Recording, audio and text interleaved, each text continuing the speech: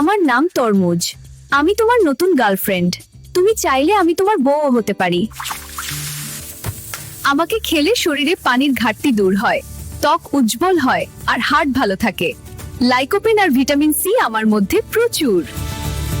আমাকে অতিরিক্ত খেলে পেট ফুলে যেতে পারে, ডায়রিয়া হতে পারে আর রক্তে চিনি বেড়ে যেতে পারে। আমি ভালোবাসি তোমাকে, কিন্তু কম মাত্রায় খেয়েও আমাকে। আমার নাম আম, আমি ফলের রানী। সবাই আমাকে ভুলে গেলেও আমি তোমাদের ভুলিনি। কি জানো, আমি রাজকীয় স্বাদের রানী। আমাকে খেলে ইমিউনিটি রাজকীয় হয়, ত্বক শরীর ঠান্ডা রাজকীয়। ভিটামিনে ভরপুর, আমাকে খাবে নাকি? বেশি খেলে পেট ফাঁপে, গ্যাস হয়ে রাজকীয় অস্বস্তি, শর্করা বেড়ে যায় ডায়াবেটিসে। আমার নাম কামরাঙা। তুমি কি আমাকে বিয়ে করতে চাও? আমি কিন্তু খুবই দুষ্টু মনের মানুষ। বিয়ে করার আগে আমার গুণাগুণটা জেনে নাও তাহলে। আমার ভিতরে ভিটামিন সি ভরপুর, তোমার ইমিউনিটি বাড়াই, কোলেস্টেরল কমাই, হার্টকে স্ট্রং করি। বিয়ের পরে তোমার শরীর স্বাস্থ্যের দায়িত্ব আমার।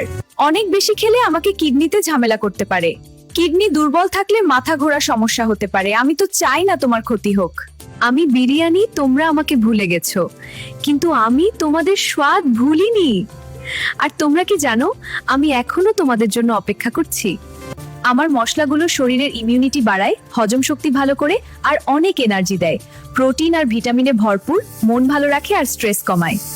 অনেক বেশি খেলে আমি তোমার ওজন বাড়িয়ে দিতে পারি, লিভারে ফ্যাট জমাতে পারি আর হজমে সমস্যা করতে পারি। তেল ঘি বেশি থাকায় চর্বি বেড়ে যায়।